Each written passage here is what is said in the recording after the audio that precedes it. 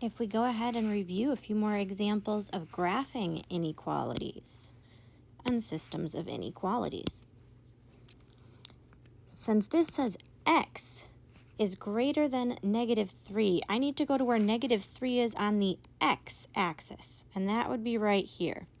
I want all of the x's that are greater than -3. So since -3 on the x-axis is that point, I know this is a vertical line. Because my symbol doesn't have an or equal to underneath, I know it's a dashed line. And this is the one that's kind of tricky. Which way is above -3 when it's really side to side, right? Above is to the right because numbers like 4 are above -3. So I actually shade to the right here when we're talking about above. So to the right is above, to the left is below.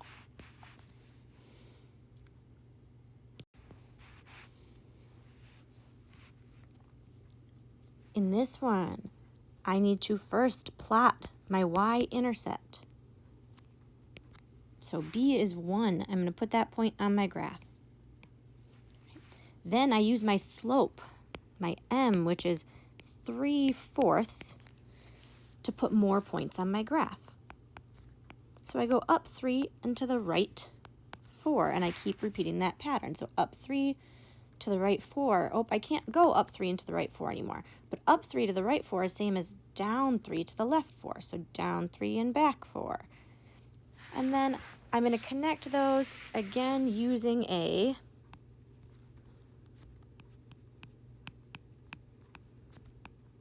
dashed line. And it says y is less than, so I'm going to shade below my dashed line. So connect with a dashed line.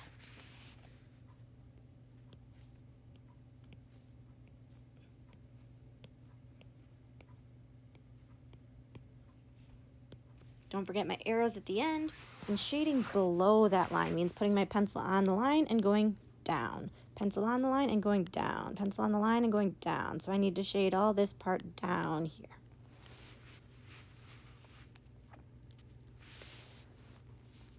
What about a system of inequalities? So the last example here, what if I need to graph two inequalities on the same graph and figure out where to shade, right? So I'm going to graph one at a time in two different colors. Right? You can use different colors on formative also. So the first line, I know B is -3. I'm going to put that on my graph right away. M is 1/2.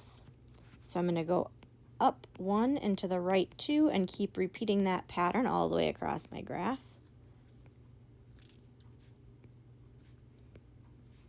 And I'm going to connect that, it looks like here, with a solid line.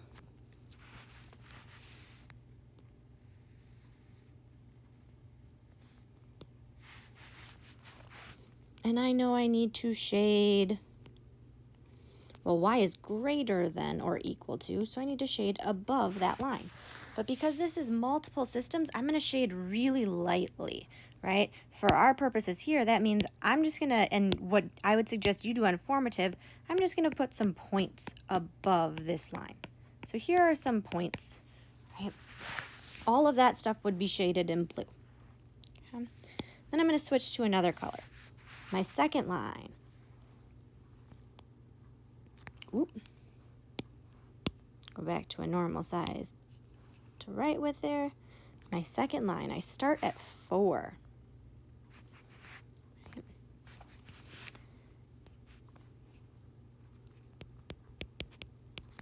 My slope is -3. I can put that over 1, so I go down 3 and to the right 1.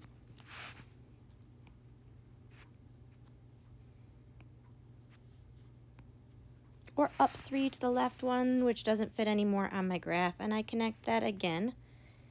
Since it had an or equal to, right, I knew this was going to be a solid line.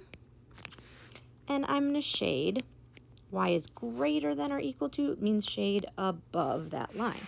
Instead of shading again, right, I'm going to make big points. Above that line are all of the things up here. So now I look at that and I decide, where do I actually shade for my answer? Well, which of those 4 sections has both blue and pink dots in it?